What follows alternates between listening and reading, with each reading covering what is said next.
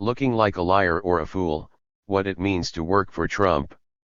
President Trump has never shown any reluctance to sacrifice a surrogate to serve a short-term political need, so he apparently did not think twice this week about exposing a series of staff members to ridicule as he repeatedly shifted his explanation for firing James B. Comey, the FBI director.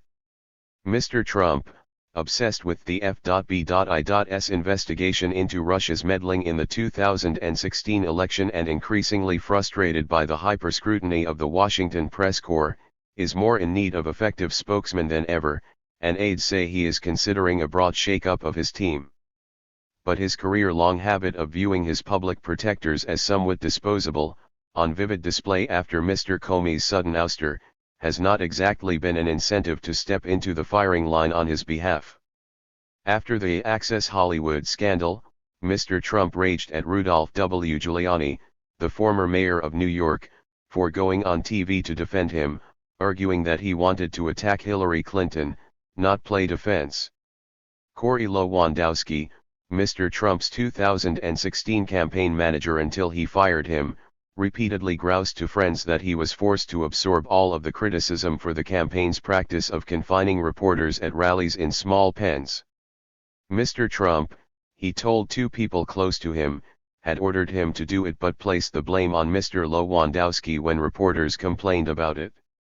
The firestorm touched off by the Comey firing has only reinforced the lesson Mr. Trump has usually taken away from past crises, that only one person was truly capable of defending him, the man in the mirror.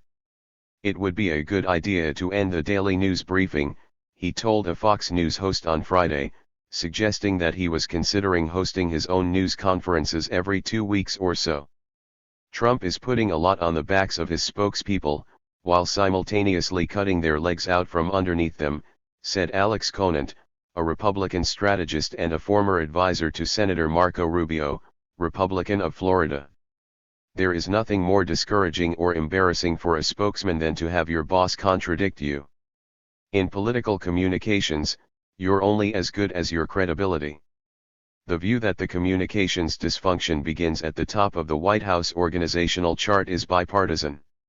The most hazardous duty in Washington these days is that of Trump surrogate because the president constantly undercuts the statements of his own people, said David Axelrod, a communications and messaging advisor to President Barack Obama. You wind up looking like a liar or a fool, neither of which is particularly attractive. Over the past few days, Mr. Trump deployed his two top aides, his press secretary, Sean Spicer, and Sarah Huckabee Sanders, a top deputy, to deliver dubious or false information about his decision-making process. He asked Deputy Attorney General Rod J. Rosenstein to draft a letter documenting Mr. Comey's shortcomings to leave the impression that it was Mr. Rosenstein's judgment and not his own that led to the dismissal, an idea that was reinforced by Vice President Mike Pence, who was part of the small group of advisors who planned Mr. Comey's ouster in near secrecy. On Thursday, Mr. Trump himself vaporized every version of the Comey story his defenders, including Mr. Pence, had labored so earnestly to put forward. I was going to fire Comey, my decision. There is no good time to do it, by the way, Trump told the NBC nightly news anchor Lester Holt. I was going to fire regardless of the recommendation made by Mr. Rosenstein, he said. Few of Mr. Trump's eruptions have had such a destructive effect on his administration or left such deep resentments among his scarred staff, according to Trump aides and surrogates. And the blowback from the Comey decision and the way it was handled have accelerated the discussions about possible changes in the White House. The problem is, it is not clear what type of changes Mr. Trump is prepared to make or who he can draw as a replacement. In the short term, Mr. Trump and his team have focused their energies on a familiar fixation: rooting out leaks in the leaky West Wing.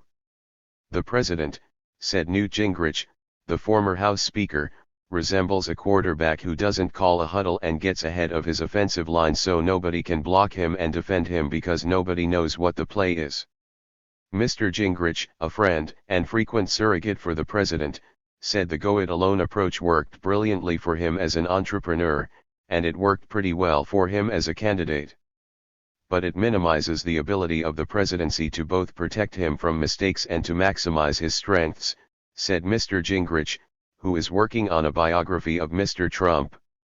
At some point, I hope he's going to learn that taking one extra day, having the entire team lined up.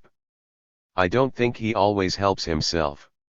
I think 10% less Trump would be 100% more effective.